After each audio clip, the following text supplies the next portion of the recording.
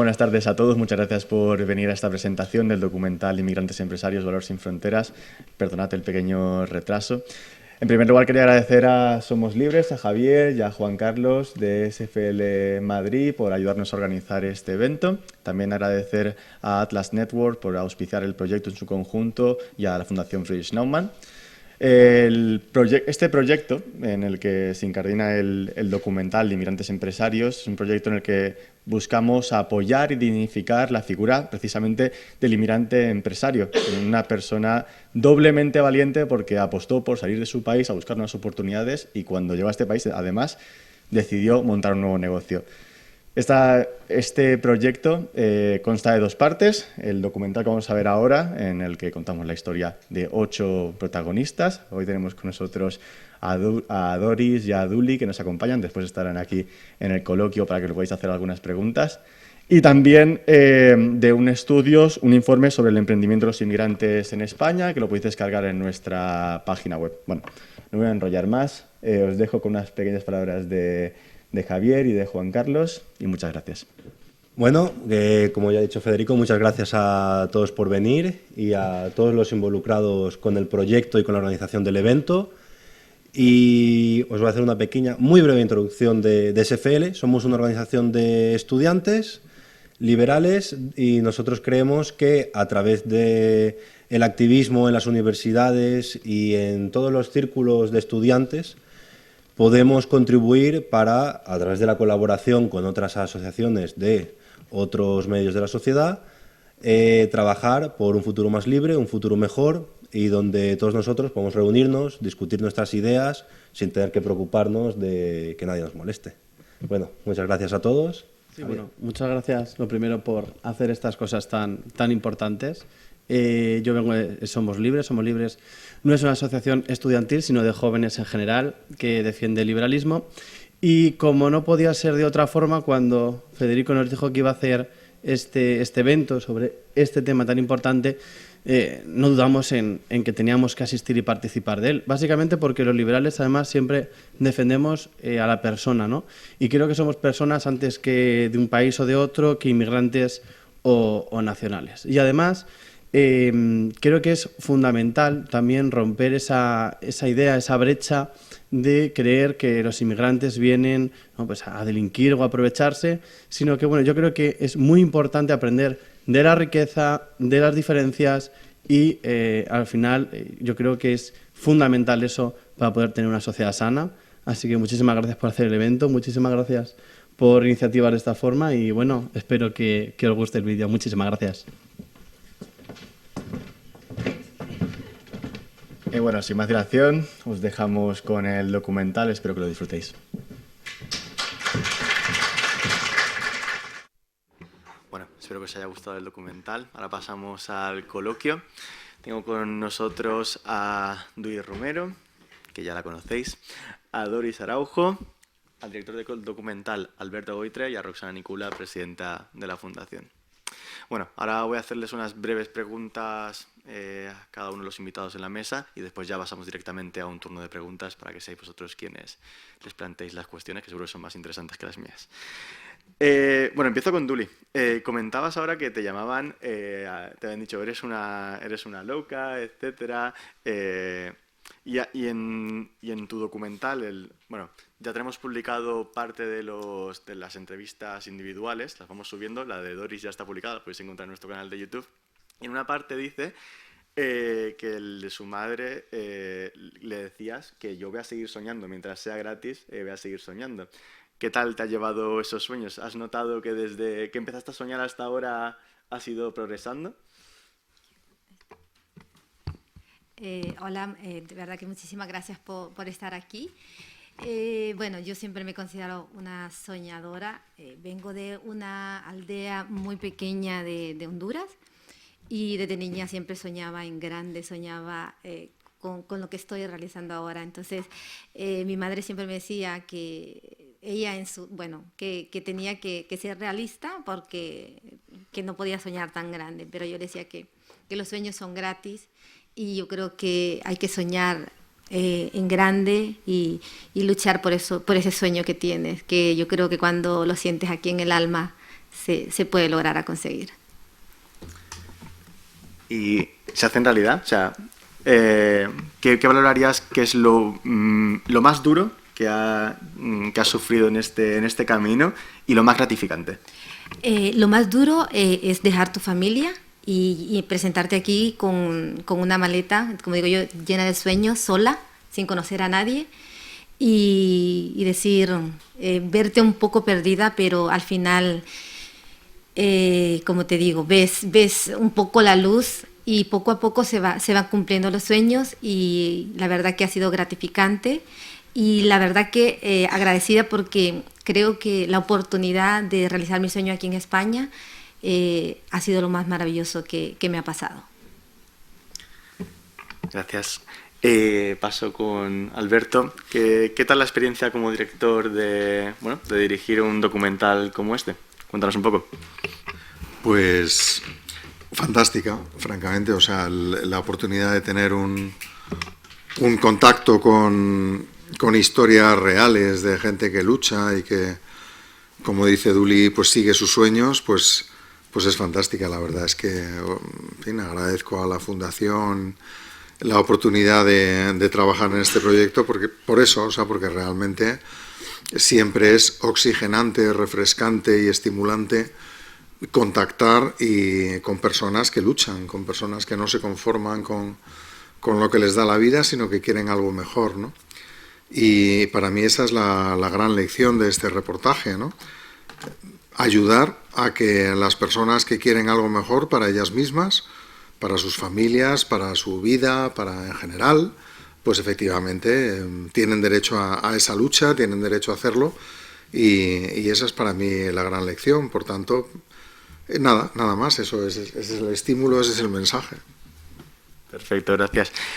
Voy con Doris. Nos contabas en el documental y también en la entrevista individual, que por cierto ya está subida, que has tenido que pasar has tenido que tomar decisiones difíciles, ¿no? Como inmigrante y como empresaria. ¿Qué le dirías a la Doris del pasado? ¿Cambiarías algo? Ante todo, gracias por estar aquí escuchándonos y compartir esta experiencia. Yo creo que decirle a la Doris del pasado, no tengas miedo, porque lo primero tuve miedo. Atrévete, mira a los ojos, no llores, para que veas las oportunidades que están a tu vista. Y lo otro es que, pese a que te dejaste a tu hijo solo, con tu familia, con mis hermanas, mi hijo hoy es también ejemplo de jóvenes que se reagrupó con 18 años y hoy es jefe de equipo en Iberdrola instalando paneles solares, porque decía que también quería ser libre y trabajar lo que él quería y estudiar online. Entonces yo le diría eso, que siga adelante y que se atreva a buscar los sueños. Y por último, Roxana, ¿por qué un proyecto y un documental sobre inmigrantes empresarios? ¿Por qué tan importante? Ya, quienes conocéis un poco la labor de la Fundación para el Avance de la Libertad, ya sabéis que no nos conformamos y nos gusta innovar y nos gusta siempre buscar aspectos que permitan ofrecer a la opinión pública, a nuestra sociedad, una forma de entender la importancia de la libertad humana. Y a raíz de estas reflexiones, y también un poco en línea con uno de los trabajos que lleva realizando la Fundación, que va más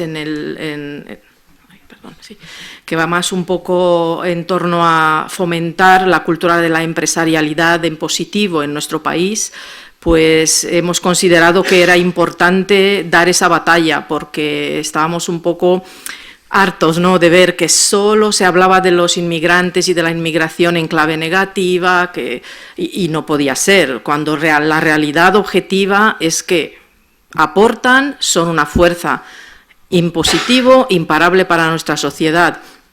Y a raíz de eso, pues empezamos ya a idear el proyecto. Estamos de enhorabuena porque, bueno, nuestro documental ha sido uno de los finalistas en el Festival de Cortos de Seúl, en Corea del Sur, a finales de este año. Vamos a ver, porque lo hemos presentado ya varios certámenes adicionales, a ver si podemos celebrar más concursos. Y el estudio, ¿por qué? Porque la Fundación tiene una clara vocación, por un lado, de trabajar con la sociedad civil, pero por otro lado también de trabajar con los responsables públicos, quienes toman las decisiones hoy en día, nos guste o no, no podemos estar de lado.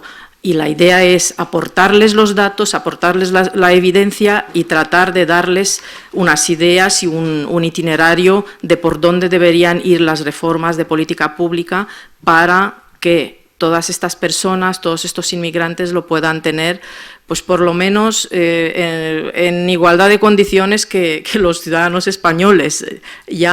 Y a partir de ahí trabajar todos conjuntamente también para que todos lo tengamos más fácil a la hora de emprender, porque ya habéis visto, ¿no?, en el documental que la verdad es que hay muchísimas trabas y tenemos que abrir un poco más la economía y rebajar la burocracia.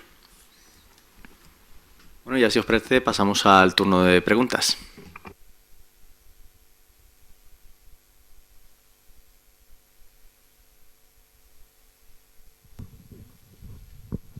¿Quiere comentar?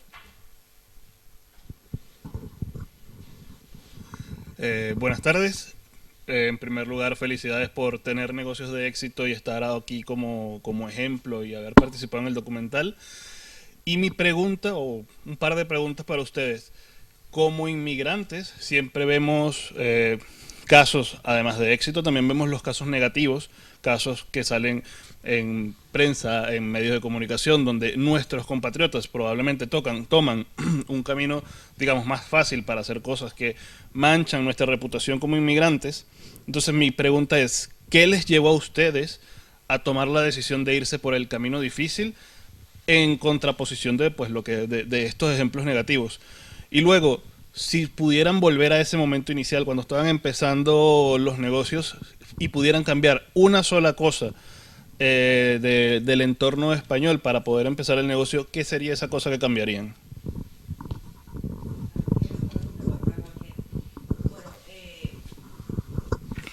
Has hecho una pregunta súper interesante, porque me imagino que te sugiera lo que son los titulares que salen en la prensa con el tema de las bandas latinas. Yo como, independientemente de las bandas latinas y de que muchos jóvenes cogen el camino incorrecto, es una minoría, y realmente ese sensacionalismo de las noticias negativas que salen en los medios de comunicación, como periodista que soy, puedo indicar que desde las embajadas de cualquier país se está trabajando ya para poner en valor esos jóvenes como tú, como nosotros que estamos aquí, que lo está haciendo también la Fundación por la Libertad, de darle visibilidad, porque no sale a reducir esa parte que somos mayoría, que trabajamos y nos esforzamos y buscamos el camino más difícil.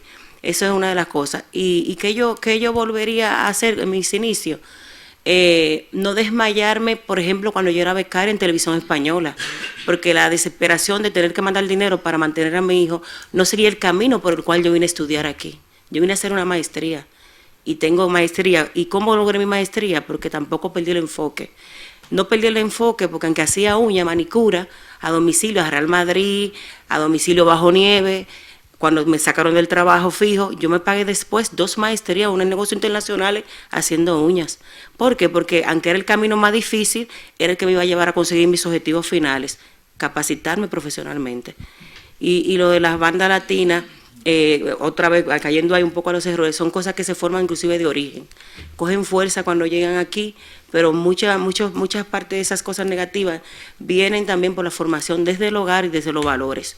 Yo lo decía que en mi familia somos emprendedores casi todos, porque la situación económica nos llevó a emprender. Cuando tú sales de unos valores propiamente desde tu formación y tu educación desde el hogar, es muy difícil que caiga en desgracia y que te desvíe del camino.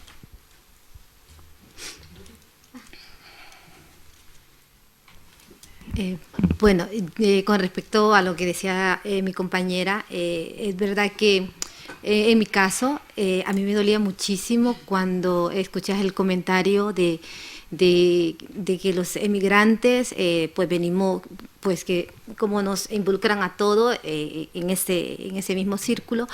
Y yo en mi caso, yo siempre, o sea, a mí me dolía mi alma y decía, no, es que venimos personas buenas, con ganas de luchar, con ganas de demostrar que tenemos talento y que no es la mayoría, que tenemos que nosotros ser parte de esa voz, de decir que no todos, venimos mucho, la mayoría, que nosotras aquí somos 2 que solo estamos representando a un número de migrantes que están luchando por su sueño y también poner tanto el nombre de nuestro país, que somos personas de bien, que venimos a aportar lo mejor de nosotros aquí a España o al país que emigremos.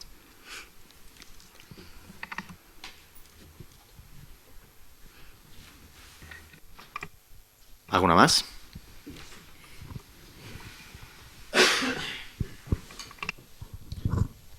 Bueno, primero que todo agradecer por el documental, la verdad que ha sido muy bueno, agradecer a las chicas por venir aquí y también por representar a todos los que somos inmigrantes y que estamos o hemos pasado por una situación difícil. Mis 3 preguntas serían, sobre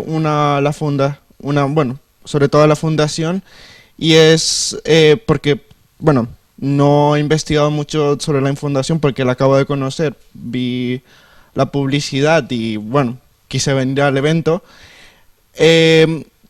Dentro de sus investigaciones,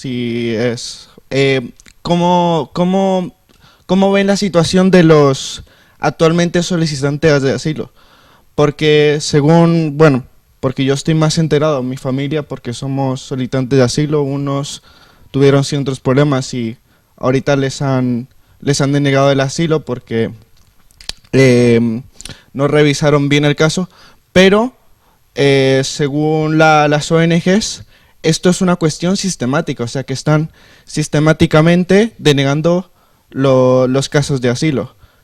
Afortunadamente, nosotros hemos buscado la forma de emprender, de hacer las cosas, y nosotros ahorita tenemos un negocio, por así decirlo, muy informal, que se llama Los Caleños y que vende comida. Nos toca bastante duro, pero bueno, algo tratamos de hacer. Y entonces esas serían sobre todo mis preguntas, y bueno, claramente pues me alegra decir que soy liberal y que pienso que todas las personas del mundo somos iguales y que no debería existir fronteras y no debería existir esto que tenemos de discriminación, sobre todo por parte del Estado a los inmigrantes, porque o sea, los medios de comunicación dicen que hay discriminación real de la sociedad a los inmigrantes, y yo la verdad, desde el momento que he estado aquí en España, no he sentido ni un solo momento de discriminación. Bueno, muchísimas gracias. Un poco por responderte brevemente, sí, nos consta, porque la Fundación tiene también una pequeña línea de ayuda humanitaria para casos específicos de personas perseguidas en sus países que están identificadas como defensoras de las ideas de la libertad. Entonces hemos trabajado en el pasado año con un gran intelectual iraní, hemos conseguido sacarle de Irán, y ahora ya afortunadamente pues está ya en Estados Unidos a través de la red que tenemos como fundación. Estamos inmersos en esta red Global Atlas. También hemos trabajado el caso de una refugiada venezolana y su hijo. Y sí, te corroboro que la administración pública, los servicios migratorios en España, por defecto, le dan a todos la medida humanitaria, por lo menos en el caso de los venezolanos, y es muy difícil realmente articular un caso de asilo político. Aún así, si hay casos, si hay expediente sólido, con pruebas que se demuestre que efectivamente esa persona es perseguida en su país, el siguiente paso es demandar al Estado español, que es lo que hemos hecho nosotros en el caso de esta refugiada venezolana y su hijo, porque era un caso claramente, o sea, teníamos hasta al dictador Maduro amenazándolo en televisión nacional y pidiéndole al ministro que la instrumentara en una nueva causa y tal, así, por las buenas.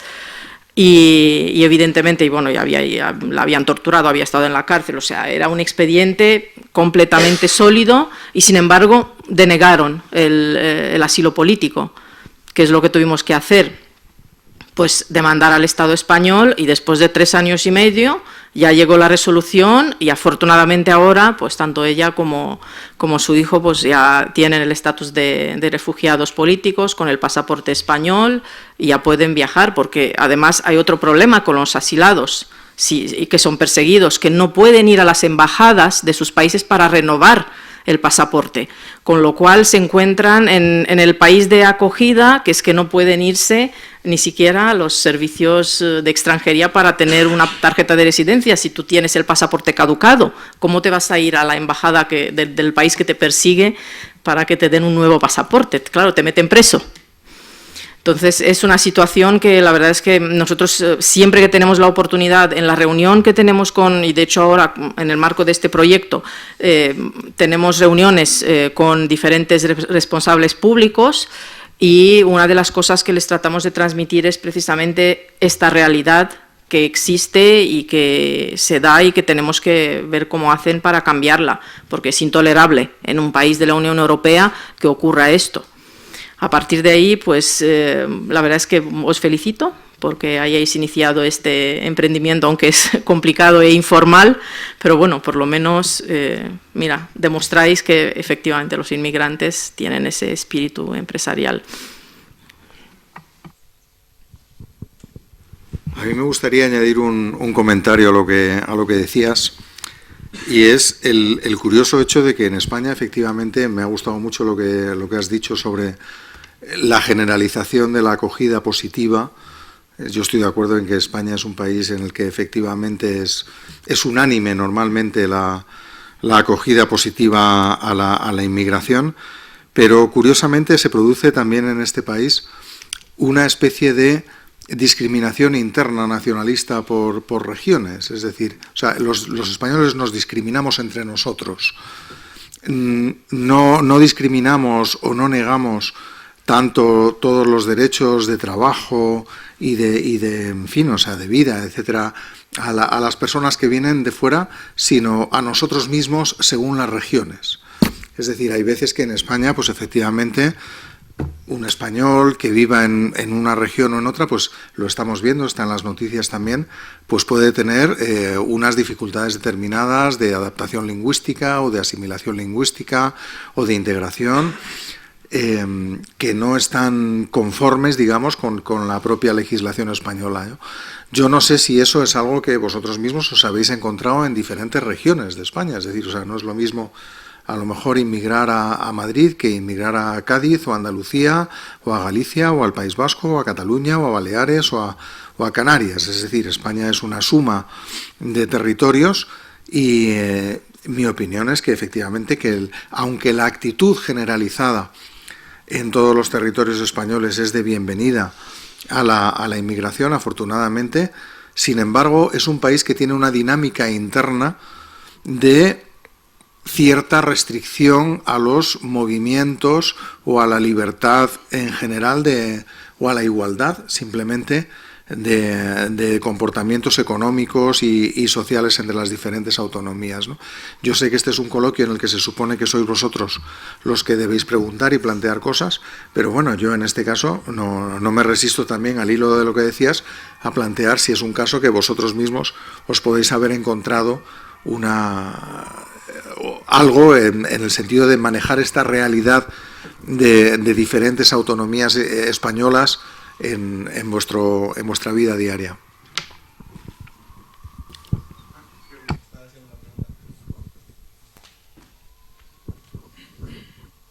Bueno, respecto a esto, infortunadamente no tengo los datos en la mano, pero bueno, yo de lo poco que he sabido, porque recibo información por parte de mi hermana que está muy enterada del tema,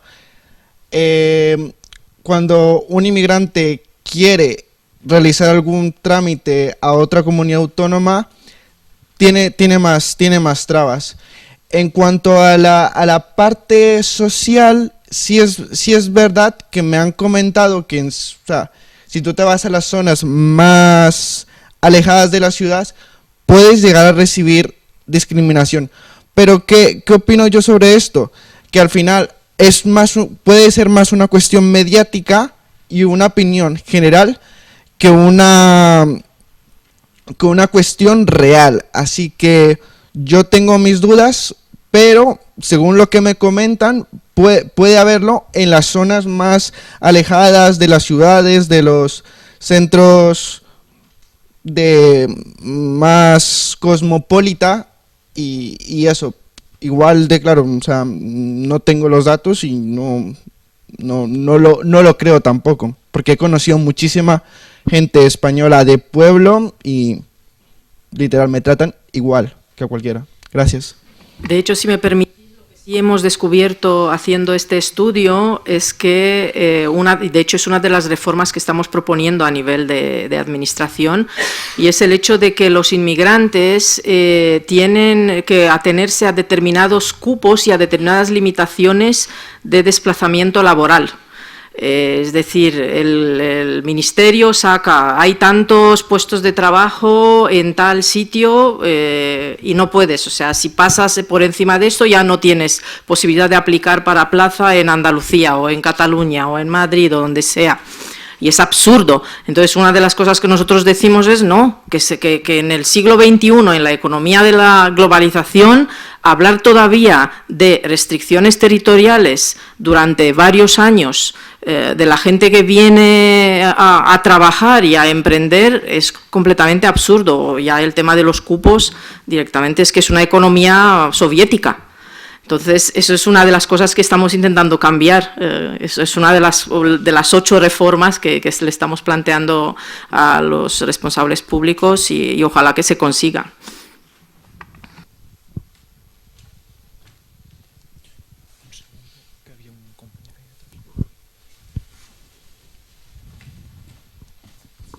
Buenas, yo quería preguntar a las emprendedoras si emprendieron de manera individual o tenían un colchón o un entorno social de vuestros propios países de origen que motivó o que os ha ayudado a emprender. Traigo esta pregunta un poco por similitud en el siglo XX, los españoles que emigraron a Venezuela, a Argentina o a México, que tenían relaciones con otros españoles que ya estaban allí y que les ayudaban a montar nuevos negocios, o en el caso, bueno, en Europa sobre todo, o sobre todo en España, la comunidad china, ¿no?, que se ayuda uno a otro y que cada vez hay más supermercados y empresarios chinos que vienen ayudados por otros chinos que ya estaban en España anteriormente. Bueno, en mi caso, yo la verdad que no he tenido esa oportunidad. Como les digo, vine sola. De hecho, mi familia no es una familia empresaria ni emprendedora, o sea, no tenía ese conocimiento de nada, o sea, es algo que solo sentí en mi corazón, y aquí tampoco, o sea, no tenía ni amistades, ni conocidos, o sea, en mi caso es venir sola y poco a poco, pues, ir buscando esas oportunidades, ir conociendo personas. Y como digo, yo creo que hay una cosa súper importante que es creer en uno mismo. Y yo creo que cuando estás en esa sintonía o en esa, como digo yo, en esa energía, como que luego va fluyendo las cosas y poco a poco pues vas encontrando ese camino. Entonces, no he tenido yo esa oportunidad. Me hubiese gustado poder tener esa oportunidad, pero bueno, que yo creo que así también he ido aprendiendo y yo creo que es lo más para mí como persona que me ha hecho crecer y todavía creer más en mí. Yo creo que el éxito del emprendedor en sí, de cualquier proyecto que iniciemos en la vida, de hecho nosotros que ya salimos de nuestro país somos emprendedores y decidimos salir con la maleta a cuesta y tal, radica primero en estar en el mundo del emprendimiento, moverse en las oportunidades, conocer. Si ya decidiste emprender, pues tienes que prepararte. Yo en mi caso, como a los 6 meses de estar aquí, que viví en Huelva, que nunca tuve tampoco problemas de racismo en Huelva, en Las Rábidas, me decían Lola, mi nombre es María Dolores, y me hice amiga de muchísima gente de pueblo, o sea, que Madrid es abierto y diverso, pero también los pueblos también son. Y lo que hice fue que en los viveros de empresa de Madrid Emprende me formé y me ayudaron a concretar la idea de negocio, porque yo aprendí a hacer uña aquí. El chiringuito lo cierran en La Moraleja, cierran Neis Bar, que era una cadena que estaba en Marbella, de la grande que crecieron aquí en España, la primera, y yo me quedé con 500 euros en la cuenta. La señora me dio todos los cacharros que quedaron, las lámparas, no sé qué, y modestamente las clientas se quedaron conmigo, porque me pidieron el teléfono. Ellas mismas hicieron un grupo de WhatsApp, buscar clientas para que Dori pueda traer a su niño. Y estaba en un grupo que se llamaba Trocanet, que tú buscabas un cerrajero, un peluquero, y ahí estaba Dori en ese grupo. Y así fue que empecé con 500 euros y una deuda en el Banco Santander, que había cogido 3.000 euros y no podía pagarlo, porque tenía que ponerme a trabajar para pagarlo. Luego el banco me va prestando y luego voy haciendo el chiringuito. Así fue, nadie me prestó nada, todo fue fuerza de voluntad y aprenderle los mejores.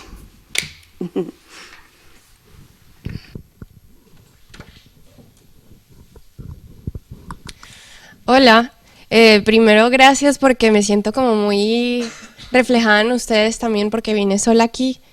Otro también para responder un comentario que hiciste tú es que sí he notado mucha discriminación, pero veo mucha gente con buenas intenciones, pero al final del día como que te quieren hacer favores y dicen prefiero no contratarte porque prefiero no tener problemas con los papeles, más cuando uno es estudiante, porque yo vine aquí de estudiante y como que esa transición es muy complicada porque se nota que te quieren contratar, pero a la larga dicen, no, yo prefiero no meterme en rollos con el Estado. Como que ya los españoles conocen su burocracia y prefieren no. Para pisos también es igual. O sea, para todo al final dicen, prefiero a alguien local porque no necesito invertir tanto dinero y porque no lo tengo. Entonces, hay buenas intenciones, pero sí hay un poco de discriminación. Y mi pregunta para ustedes dos es, ¿se arrepienten de algo? O sea, porque a veces uno dice como, ¿será que vale la pena todo el esfuerzo que estoy haciendo? Como que, ¿se arrepienten de algo o cambiarían algo de su proceso? Pues yo la verdad que si me pongo a pensar, no cambiaría nada.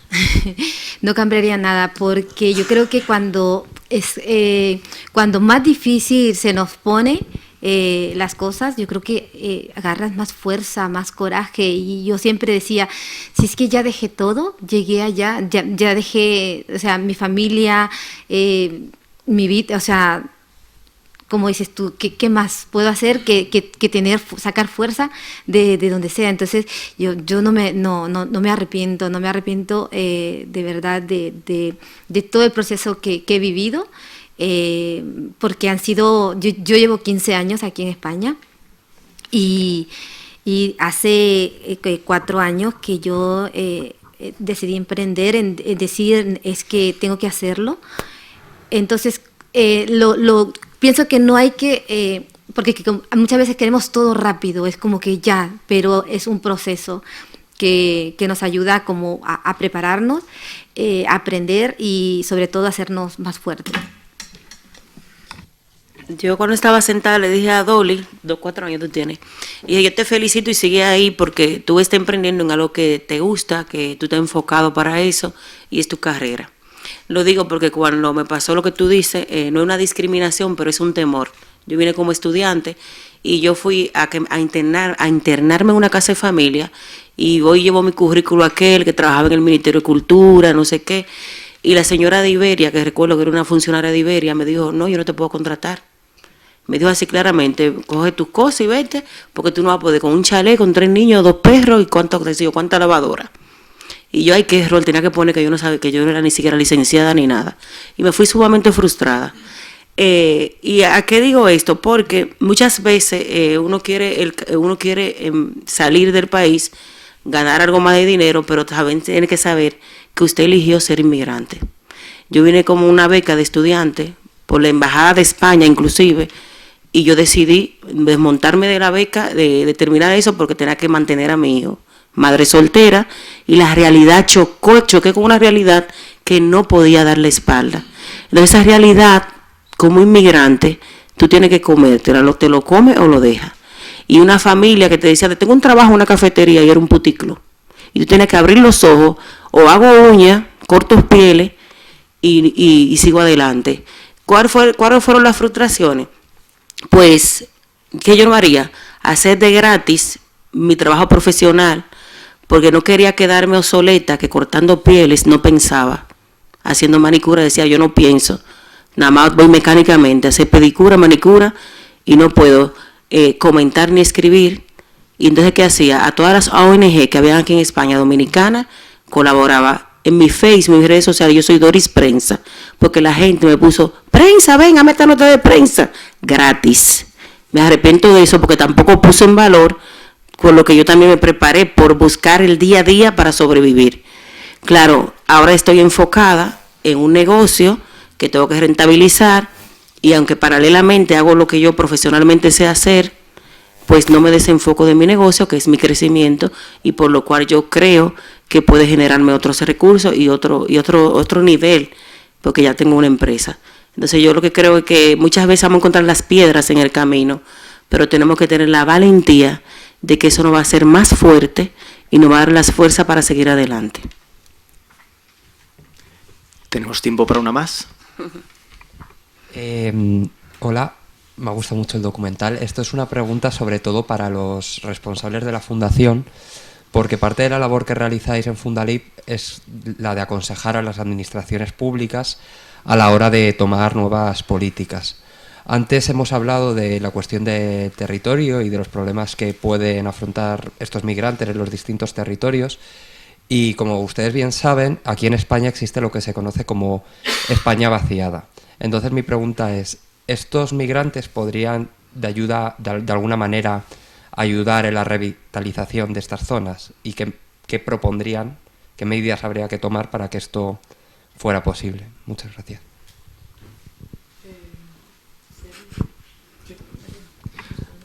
A ver, en primer lugar, en cuanto a la España vaciada, en cuanto a los inmigrantes, no me gustaría utilizar a los inmigrantes como un instrumento. Por empezar, no solo por la España vaciada, sino también se habla, traigamos inmigrantes para acabar con el sistema piramidal de pensiones. Bueno, va a quebrar de cualquier manera, pero está quebrado de cualquier manera.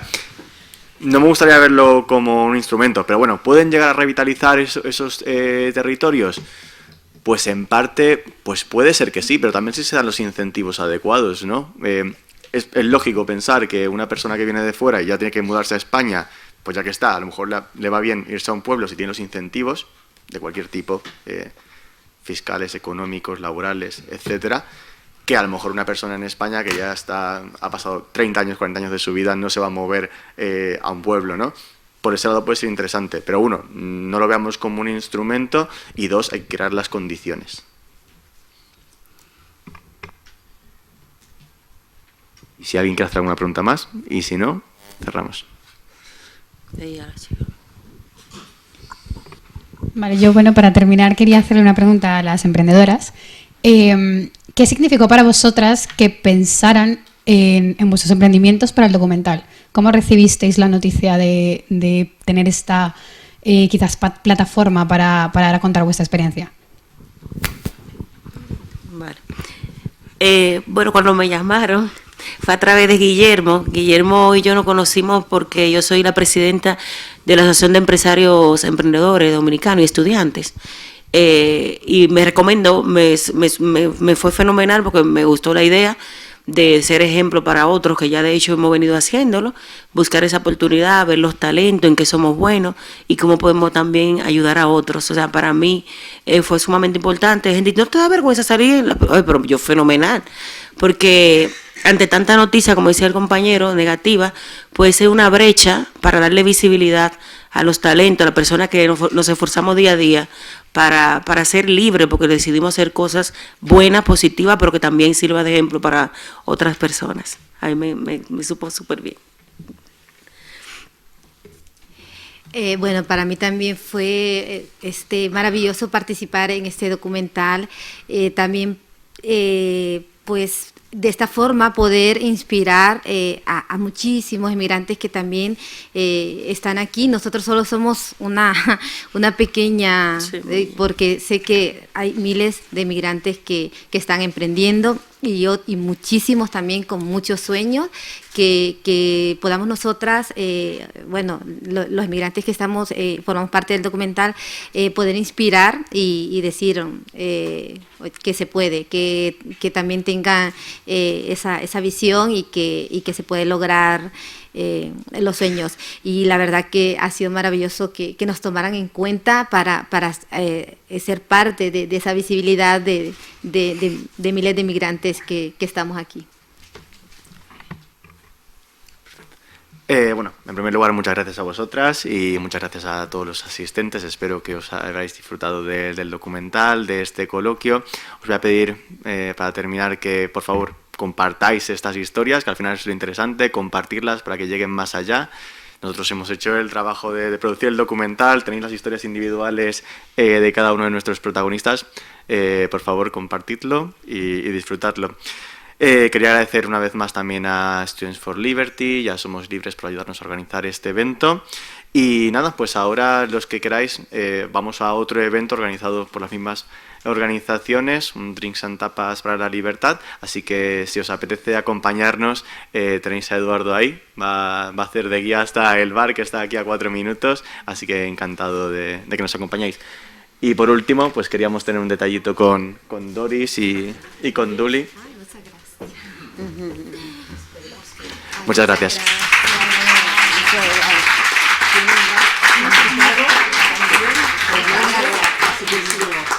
Gracias.